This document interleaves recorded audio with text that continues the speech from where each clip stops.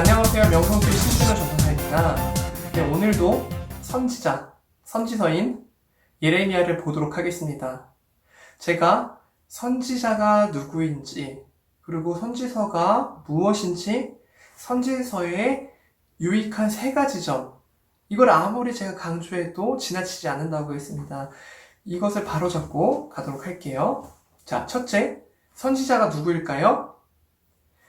미래를 내다보고 미래를 예언하는 점쟁이 같은 존재였을까요? 아닙니다. 하나님의 말씀을 간직해서 그대로 선포하는 자라고 했습니다. 네, 선지서는 무엇일까요? 선지서는 하나님께서 이스라엘과 그 주변에 있는 열방을, 그들의 삶을 그리고 심판했다는 하나님 말씀이었습니다. 실제로 예언은 2%밖에 되지 않는다고 합니다.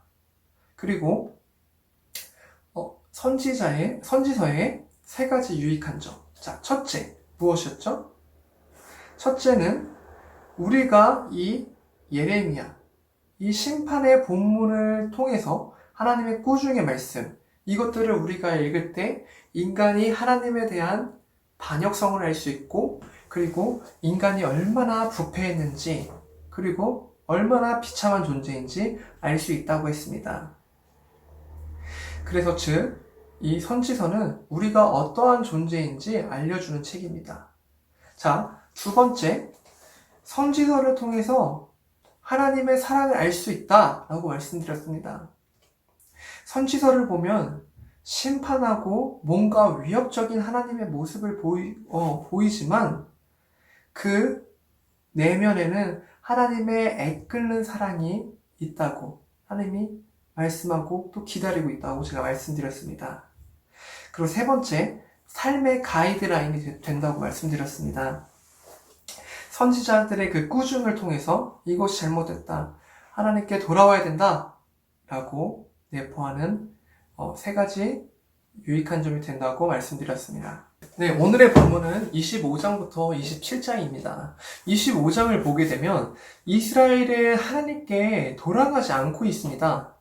예레미야는 바벨론의 그 느부갓네살, 그 왕을 통해서 주변 모든 민족을 정복할 것이고, 그리고 이스라엘이 70년 동안 포로로 끌려간다고 말하고 있습니다. 또한 바벨론을 포도주로 비유하고 있죠.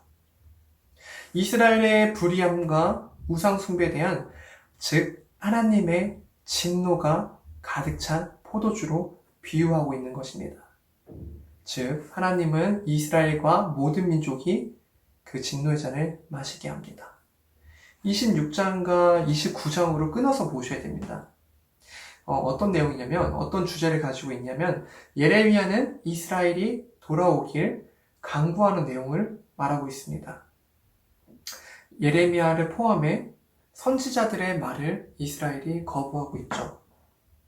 그리고 예레미야도 역시 선지서의 유익성 중 몇 번째에 해당되는지 한번 보도록 하겠습니다. 오늘 본문 25장을 보게 되면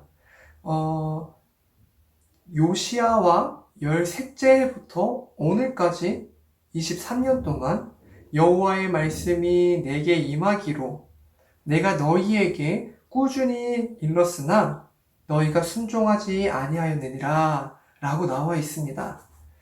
제가 위에 설명했듯이 선지자의 역할로서 예레미야는 거짓 선지자처럼 자기의 사리사욕을 채우기 위해서 하나님의 말씀을 전파하지 않았고, 즉 하나님의 말씀을 간직하고 꾸준히 23년 동안 하나님의 말씀을 선포했다고 나와 있습니다.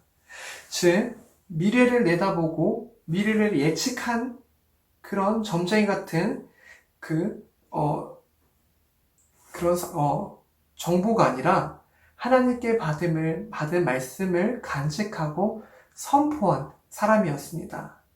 자, 5절을 보시면 너희는 악한 길과 그리고 악행을 버리고 돌아오라.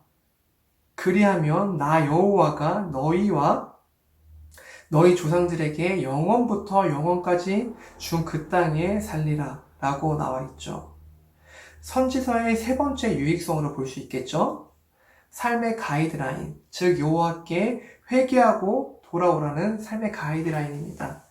그 이후에는 그 이후 내용은 심판의 내용입니다. 사랑하는 여러분, 오늘은 우리 사랑하는 나라를 위해서 기도했으면 좋겠습니다.